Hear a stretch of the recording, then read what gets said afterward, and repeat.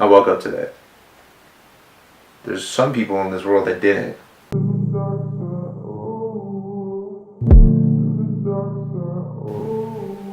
What's up? It's Ryan Cole. You're watching Glo'd Up. I ain't feeling right in the nighttime. I ain't feeling right at all. So I grew up in just your middle class family home. By no means rich, but by no means like poor either. And had I have an older half brother and an older half sister who are like some of my biggest blessings in my life. I love them to death. And my mom and dad. And I think the biggest thing about my upbringing that I've noticed has like an effect on me as what we've been talking about, my mental health, and like how it has played a role in my life. For instance, taking shit from people. Like, I was bullied elementary school, middle school, and a little bit of high school for a long time. And I wouldn't really bring that up to my parents all the time because I was like, you know what, I'm just going to take it.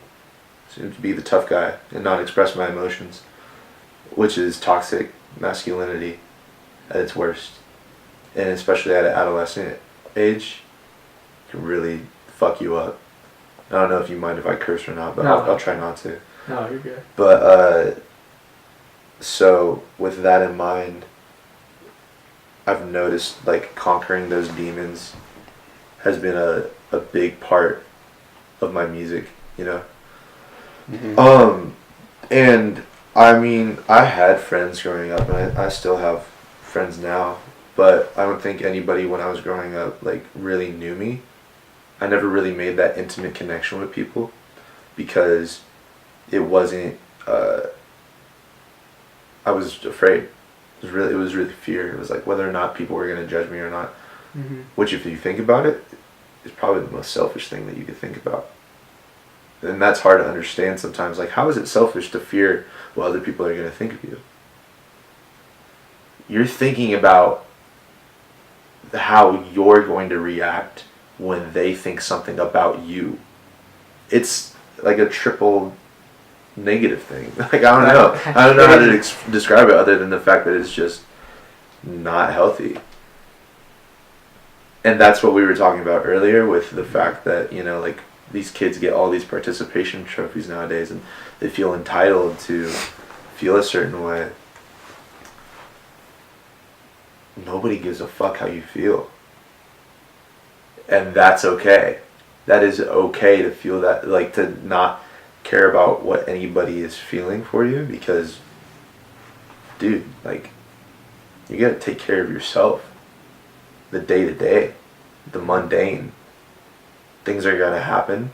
And if you're spending time thinking about what somebody else is thinking about you, you're gonna get blindsided. Like nobody's business. And so, like, my upbringing, again, just to close that all out, was I'm really glad that I had my family around, even if I wasn't the most responsive to them all of the time, because I was in my own head half the time. Without them, I wouldn't be here for sure, though. I was lying to myself for the longest time. I'm glad that I finally, like, found my lane. It's just like, yeah, this is who I am. It's not. No, I at all. I feel that too. Yeah. And I feel that, like, just doing a bunch of stuff and not laying the roots for it. Yeah, exactly. It's laying out the roots. You know, I've tried to plant seeds in my life where they can't grow. And I know exactly where it can grow. I'm refusing to do that. Yeah, most definitely, like, denial and that aspect of who you are, denying yourself. This is the worst thing you could probably do, because it's one thing to deny who you are, and that leads down the path to lying to yourself and like further going on. I've been down that slippery slope, and it doesn't end well for anybody. No. And you're very lucky if you get out. So totally agree. Just blessed to be here, man. Like, thank you. And thank you for letting me do this interview. No, we were talking earlier about overthinking, and it's like, okay, I could sit here in my thoughts and just lay, and 1,000 thoughts are just going through my brain. Yeah. You can ask Isaac. Sometimes I just call him and be like, hey, how you doing, man? Yeah. I called my homie up in Virginia. He is going to school out there. Mm-hmm. What's up, Grayson? And I was like, hey, how's it going? He's like, good. I'm like, all right, cool. That's it. So I really just want to know how people are doing. Yeah. And I want to have people in my life where I don't expect anything from them. Mm-hmm. That's where I am right now. Is like I'm not talking to people that I know I need something from. You know what I mean? There's a difference between like, and that goes back to denying yourself too. I'm not denying myself of those opportunities, but rather speak to those opportunities from a standpoint of, if I don't get anything from this, I'm going to be okay. Mm-hmm. You know? Because it's like, at the end of the day, what we talked about earlier, I woke up today. There's some people in this world that didn't. I have running water and there's oxygen. You know, it's like, there's a lot of things to be thankful for in this world, for sure. There is. Yeah. But, yeah. I think I found a lot of that through spirituality. Me too, actually. Yeah. I do a lot of meditation. A lot of meditation. I'm religious myself, but Me you too. know, when you kind of grow up and you're Catholic, you're told, Yeah. and then it's like, you know, my mom would say, "You want to be Catholic?" I'm like, "Yeah." Sure. And then you hit that point. Like for me, it was middle school. I got into prayer, daily prayer, Mm-hmm. and it's like you see everything now as this happened because like God did this for me. Yeah. And I don't like push religion on anybody, Mm-hmm. but like for me, it's like once I really became religious, like actually religious, it was like everything was like I understood it now. Like when something bad's going on, like there's a reason for this. This is leading to something. So now when things are bad, it's like I just sit there and kind of like understand. It's, okay, why is this? Yeah, like, you take into consideration why and the and idea. just say, oh, this sucks, you know. And the grand scheme, like for just everybody in a universal standpoint, because I'm Christian too, and what I know for a fact is that a lot of people just questioning like, what the heck is going on? Yeah. Why is this happening? That's what I do. And you know, at the end of the day, you're never gonna know. No. That's okay. That's the thing is like people are coming to terms with that constantly in their life. It revolves around death, and it revolves around a lot of things. Whether or not you're going to be okay with the fact that you're going to die one day is like a huge thing for people. Mm-hmm. And I've been through that. You know, I personally right now don't deal with any anxiety. Thankfully, it goes in waves. You know, everything has a wave. But there was a point in my life where I just remember going to bed and then laying there and thinking, wow, one day I'm going to die and nothing's going to happen after. Because that's just where I was in my life. Mm-hmm. I've been there. And, you know, to the point where your mom has to, like, coax you to sleep because you're shaking so much. Mm-hmm. This is a terrible and very humbling feeling. Like, I'll remember that for every day for the rest of my life. Yeah, it's another reason why I feel like I'm blessed 24/7. I'm not in that place. No, it is. And it's just like little like blessings every day. Like a small thing happens and you just can acknowledge that. Like, wow. Yeah, exactly. You know, that's like huge. I grew up Catholic too. Mm-hmm. I grew up in Sacramento, by the way, is what your original question was. And I was Catholic for the longest time until you hit that point where you're 14 and you're like, oh, I'm going to rebel against my parents, because that's what the average American teenager does in their adolescent and just like puberty years. And I was like, yeah, I'll go atheist. So I did. That's what I called. I just went, boom. No God.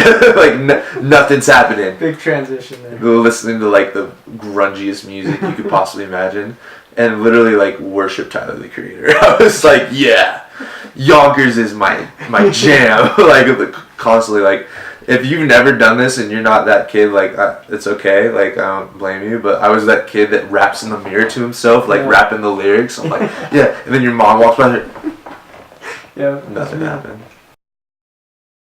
Before I had the Rockets, I had my guitar amp that plugged into another amp that had an aux cord on it, so I could plug my phone into it. And I was just like, that's how I'm bumping music, and I felt so rock star.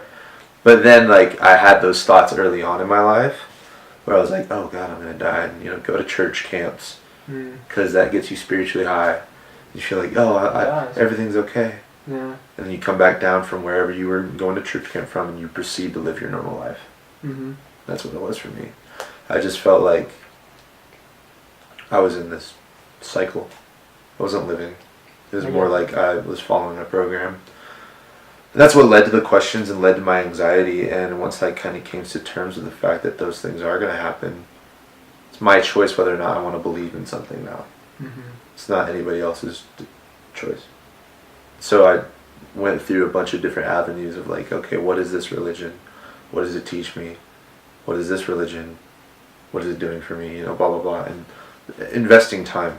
Because I know a lot of people that have a relativistic mindset, and that's okay. And I think the main point about this conversation too is that it doesn't matter what you believe in, if that's what you believe in, because that's your choice. One of the critiques I have of like is just a relativistic mindset where it's like, okay, you pick and choose what you want from every single religion. Mm-hmm. is a common thing I hear, and that's fine.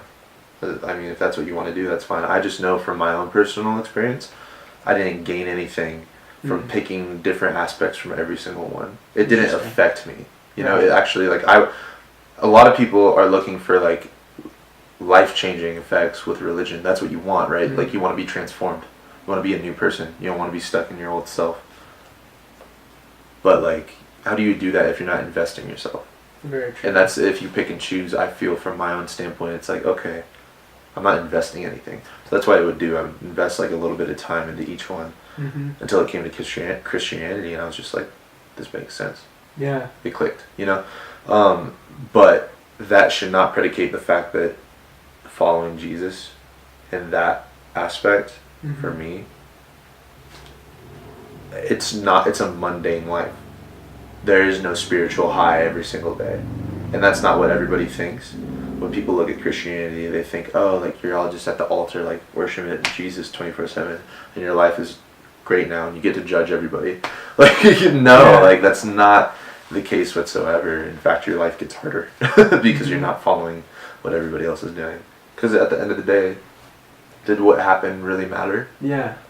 I think since we're just on the topic of Christianity, the biggest thing is like the relationship that you have with this intimate creator. You know, this person that made you. They want to be with you in a more intimate standpoint, and that means like closeness, not what pervert is thinking out there right now. You know, it's being there, like a father would to you. You know, and just being able to lay it all out. I don't say the most holy things when I'm praying. To be honest with you, really, it's that's interesting actually. Because like I'm mad. No, I'm gonna speak how I feel. And do you think that's gonna offend him? No, of course not. He could be gone with me in a second. That's why I'm saying I woke up today. Standpoint I'm in right now, whether or not I would want to forgive this person in my life, and I could be mad as hell. Be mad as hell right now. What does that solve? It doesn't solve anything. And forgiveness is like the only path that you can see in front of you when you're mad, like to help them. It's until you realize that forgiveness was actually to help you move on and get better. There's a lot of things that a lot of kids aren't getting when they're young. One of the things that they get is a participation trophy. And like I'm all for like hyping your kids up. Yeah. But it also, entitlement never helps anybody. No. To feel like you deserve to get an apology for everything that you haven't. People are going to be people regardless. People are going to backstab you. People are going to betray you. People are going to do everything to you. Just human nature. It's what Unfortunately. It is human nature. It's a part of it. People are just as good as they are bad. That's okay because you're human. Yeah, that's it doesn't condone that behavior, but it makes sense. And at the end of the day, when you look at it like that, forgiving people becomes a lot easier. In my mind state, I came to that choice where it's like, oh, look at all the bad things I've done in my life. I'm forgiven for that. This person deserves the same. That's very true. It takes time. It's not going to happen overnight. It's a choice you make daily to forgive somebody. I think my toughest thing is trust. Trust. Right now. I get that. You know, like, that's just that comes with anxiety. Anxiety in a religious standpoint is temporary atheism. I love Really? that quote. I love like I that get it. idea. Is like, oh, like I see. I'm choosing to take things into my own life. Like, what happens to me if this Yeah. is? It's all about No, you. makes sense. But yeah, I don't want to keep talking about religion forever. No, So you're asking like whether or not the change in music is a result of, it's like a chicken before the egg type thing. It's like, is production causing the change in music, or is the change in music causing the change in production? Yes. And it's both. They're intertwined, to be honest with you. I think and this I think transcends all genres, is that producers have a very, very, very important job. They cater taste, and not a lot of people see that. Mm-hmm. Metro Boomin could go sample jazz tomorrow, put it out on a record, and because he has influence, it's gonna be a hit, you know. And I think a lot of that has to come from the fact that he was able to get influence in the first place, and that's where it's like the music and the rapping on a specific style comes right back to production, and it's in a loop. It's absolutely in a loop, or like a teeter-totter, if you will. It will go back and forth. I know for the longest time in the 80s, who was the hottest producer? You know, on the West Coast, you have Dr. Dre.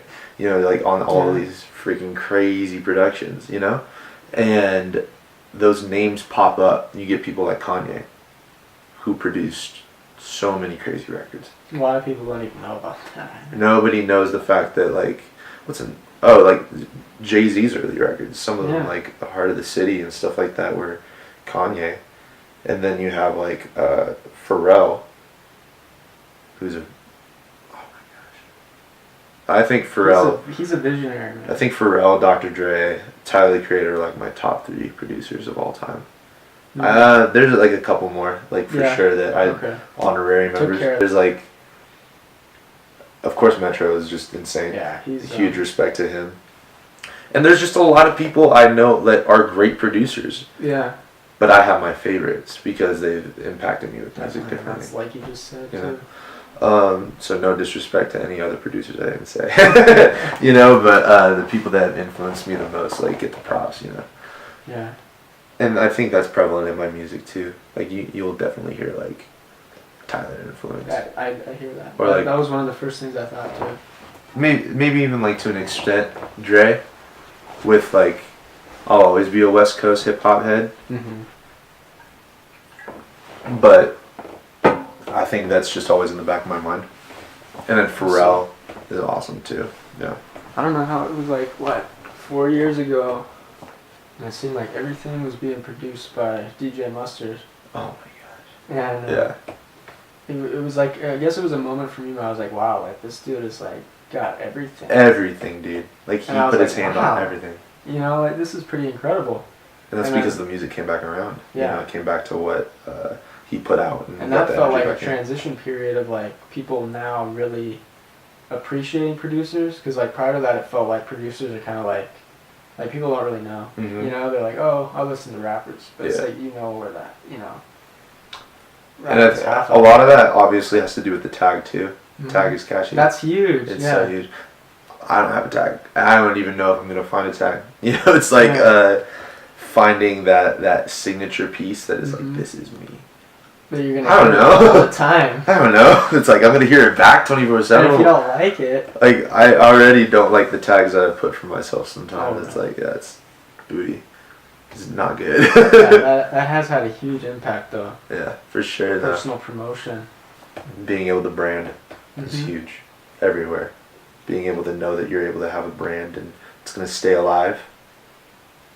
It's what matters in music now. People care more about brands than they do about the music. Unfortunately. Yeah, especially artists. I choose to keep a balance because you need to care about a brand, but you don't need to put your life into that. And we talked about this off camera with the idea that if you put 100% of yourself into something, what are you failing at in other areas? You know? So true. But that just comes down to your values, because then if you really truly only care about music, then you're doing great. Yeah. But if you care about family, if you care about your friends, if you care about a lot of other things in your life, like, probably failing in other areas. And it's not good to care about everything. No. That's a fault that I have sometimes. Because then you really don't. Then you really... it's kind of like you don't even have an opinion if you just care about everything. Exactly. Like, at the end of the day, your little blessings are you. It's what you care about. The true things to yourself. And there's the point of instant gratification that I think a lot of people run into, that you would rather get something joyful now instead of working hard to grab it. And that's the opposite of passion. Your passion is your hard work that you're going to get to eventually. You know? I think that ties into like music right now too. I don't know if you've noticed this, but for me, like, rap music just really getting overly mainstream, like in the past 4 or 5 years. Mm-hmm. And just people, like, I mean, I remember when I got into music, like, I was like searching for stuff. I find these random people like really digging. Dat Piff. People don't do that. Yeah, I was on Dat Piff, totally. And like people don't do that anymore. Now it's like, oh, like Rap Caviar, like that's, and then it's like, oh, this is great. Like nobody looks for music anymore. Like everyone just wants it right there. It's like, oh, this is popular, so I'm gonna listen. It's in it because it's in my face. I'm gonna listen to it. It's not, oh, I'm gonna search for music. I mean, that's what hip hop is. Like you search for that stuff. Like, I don't know. That's something that's just gone away for sure. I produced a lot of different beats. I have over 1,000 beats on this laptop alone that kind of just came up in the last 4 months. I probably have 2 or 3 like just in a hard drive. Shit that nobody's seen light of day for it. But this was low key, like, just a part of life that I was able to have that not a lot of other people have. Mm-hmm. You know? And I'm not like full. I'm half Mexican and half white, but I'm not hip hop to the core, and I never will be. But I appreciate the culture and everything it's given to me. You know, and I plan to give it back 100-fold. I mean, that's what we were talking about. Like my goal and the reason why I'm doing this and going to school at the same time is to bridge the gap. I'm trying to provide music studios for people in South Central LA. In freaking Market Street of San Francisco, Chi-Town, South Side. I'm talking everywhere that there is what can be considered a slum. There's somebody there with a mental health condition that has no idea of expressing it. Music is one of my favorite creative outlets. I write, I do a lot of other things too. I work out. You know, you have to keep yourself healthy in every aspect. Mm-hmm. But having a valve for a release in your brain, it's so key. You need that. And it doesn't have to be music. It could be writing. It could be a lot of other things. But you don't get those opportunities, those high-level opportunities, when you're in a low-income housing where you can't afford to pay your own rent. Not a lot of people have that opportunity to get this. And if it was free and available for everyone,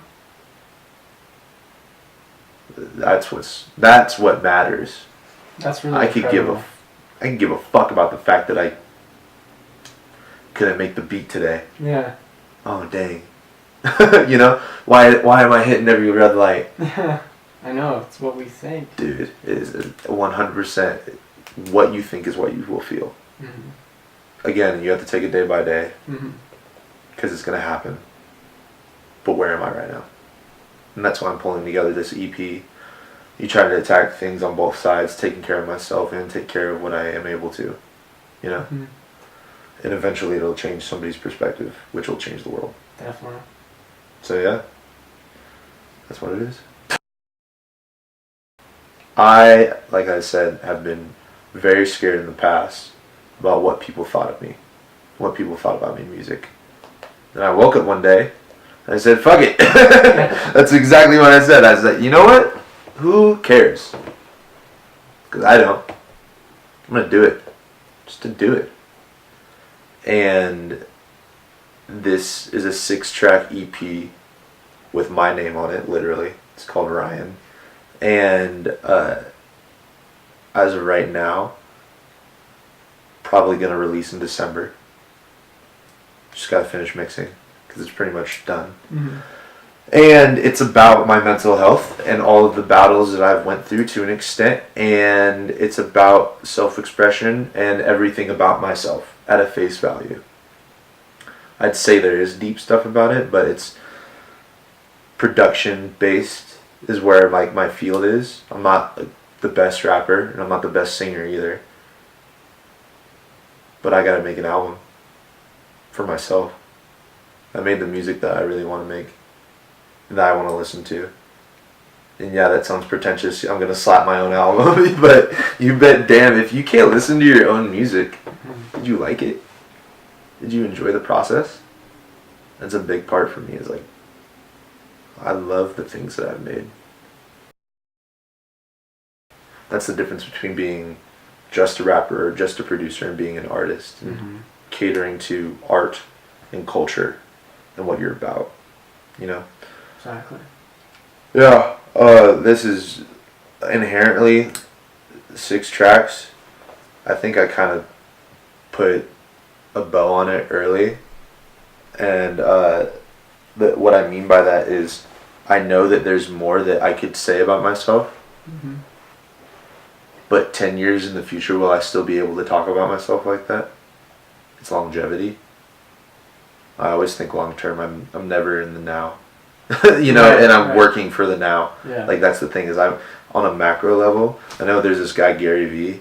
If you don't know I who hear Gary Vee is, Hear 'em all the time. you need to get on Gary Vee real quick, bro. Like for real. I'm on that. Like on that daily vlog Yeah. constantly. No pause either. Like I need that. Seriously. Because it's not motivation. It's mindset. And the more mindset that you have, the better off you will be. That's why I'm on the macro level, like he talks about.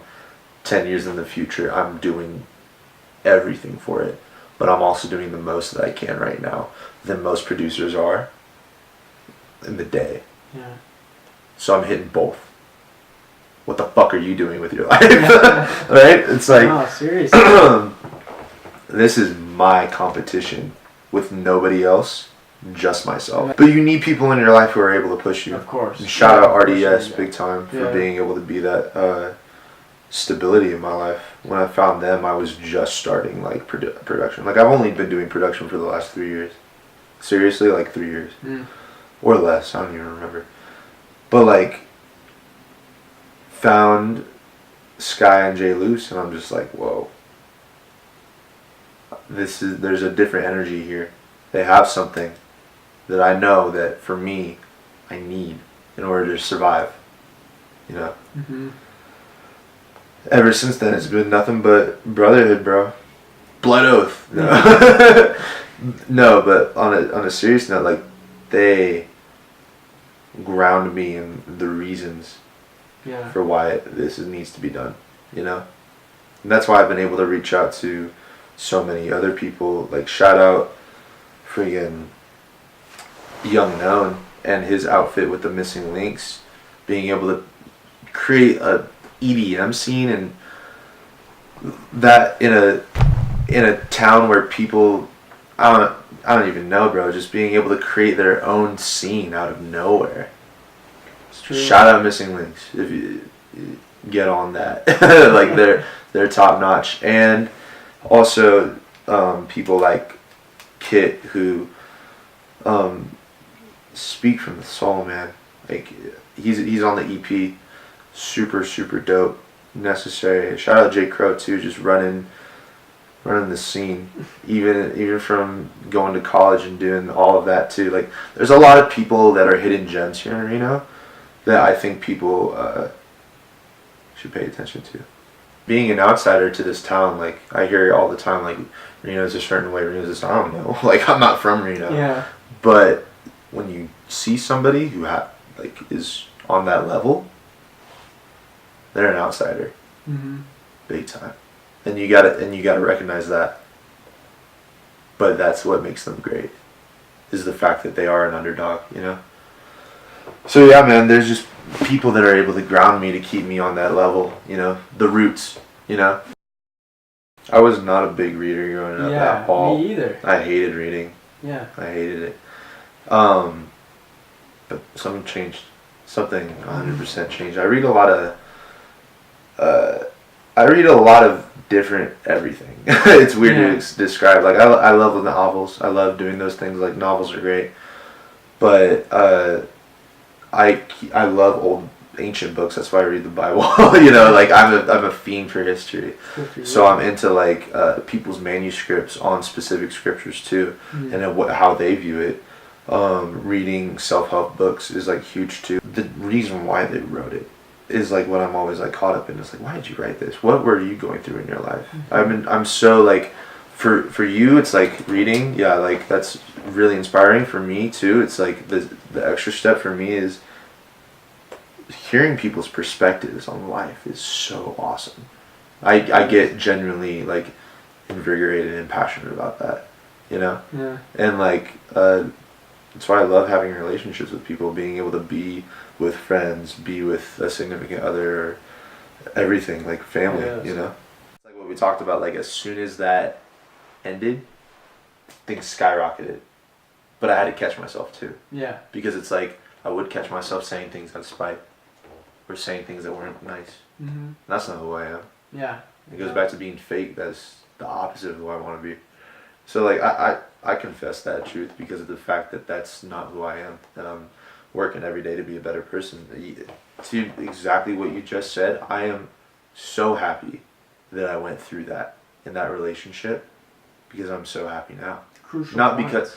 because of what happened was like good, but because I learned from it and because a huge stepping point, you know. And along with that, like there were good memories. You know, there's always going to be good vibes, and I would never, for the rest of my life, ever go up to that person and just trash them, ever. Because what does that do for me? Nothing, and that's the thing. That goes back to the energy thing. Like, what are you going to put your energy into? What are you going to put You only out? have so much of it. Why are you going to? Your waste mental it on energy something? is limited.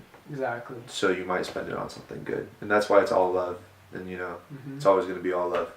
Choosing where you pull your energy from too is huge. Yeah. You know, and that's where I am right now in this album, EP, whatever you want to fucking call it. It's only 6 tracks, and I made the majority of it in the last 2 weeks because I've only been pulling energy from the same source. That comes from the good homies, the good vibes, and my feelings. You know, when you pull energy from other people and how they feel about you, the result of your creative expression will drastically go down, or it might actually blow up.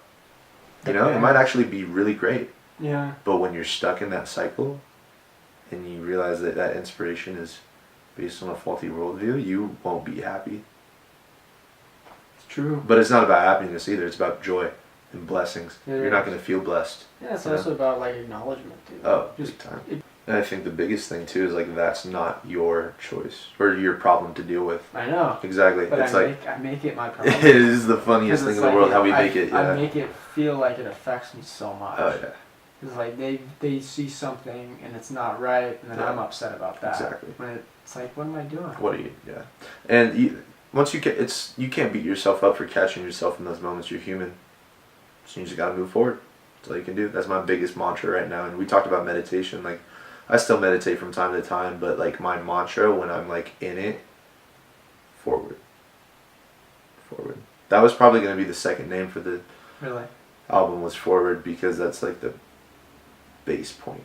You know what's funny? Like, it's really contradicting how happy I am and joyful in life right now, and how sad this album sounds. It's a reflection. So it's a reflection. It's retrospect. Like that at yeah. one point, and at least you can look back and say, "Man, I made that, and I'm not feeling like that anymore." That's facts. But it's there, and it's something that's important because it's a part of my life. That was a part of your life. I'm glad it was. Yeah. You know, I think the biggest thing to look at for your values is to value the lows. I value lows almost way more than my highs. When I'm feeling low, I'm like, yes, something good is going to happen. Honestly. You know, it's like, that's just how it is. And it's just, life would be boring if it was just good all the time. Yeah. And if a good thing lasted forever, it'd probably turn bad anyway. Yeah, it You would know? be terrible. Yeah, just based on the human condition. Like Yeah. we don't live in a perfect world, so yeah, man. Well, I was gonna say something, but I totally forgot what it was. But it's whatever. That happens at least once every day. I like will totally go off track. But to kind of wrap up that convo, I think the biggest takeaway for myself is always reminding myself that, yeah, I could have died this morning. You risk your life every time you go on the freeway. I don't think people understand that. Every time you get in the car, turn the car on. yeah. So just be blessed whether you feel like it or not, because your feelings don't dictate who you are. It's you who dictates who you are. So there you go. This summer I worked for the university, and like we shout out all the orientation guys, the OGs. Yeah, they helped me out a lot. They kind of, it's weird, and I don't think they know this all that much, but I was definitely in an anxious place at the beginning because I never know how it's going to be when I meet new people. You never know what it's going to be like. Know. But growing in camaraderie with that group and getting to know people and getting to be in an environment, I have some really great friends from that group that I know that I could go out and reach out to if I needed to. And that's just because they're genuine.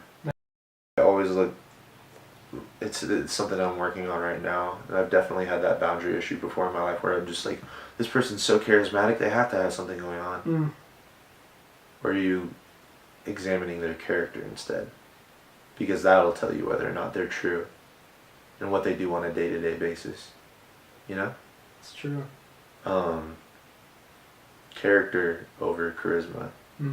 No, I'm with you on that. Shout out to the church for giving me that one too. Yeah, living stones. That's awesome, man. So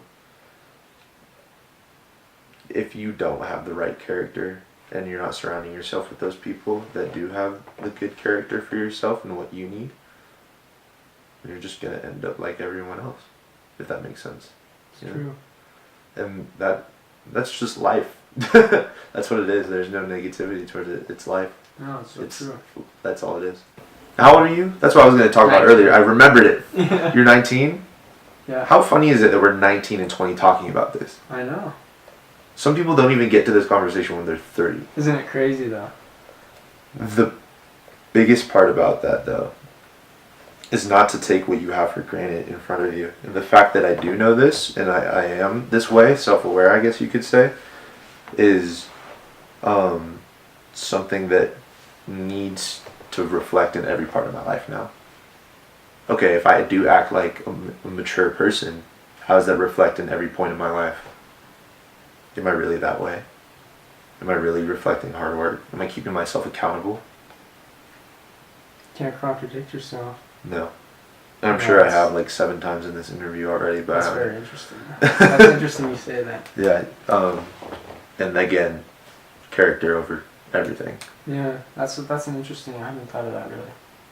Some good takeaways in this one. For sure. Yeah. Yeah, man, we should do this more often. I'm hella down. Let's go to Barnes and Noble. We'll grab some coffee, do the whole thing. Man. Yeah. No, that's crazy. I want to ask you a question real sure. quick. So with interviewing and with your future, where do you see yourself 4 years or 5 years down the line, where it comes with just this? I hope to be continuing what I'm doing, but branching out and doing more. Okay.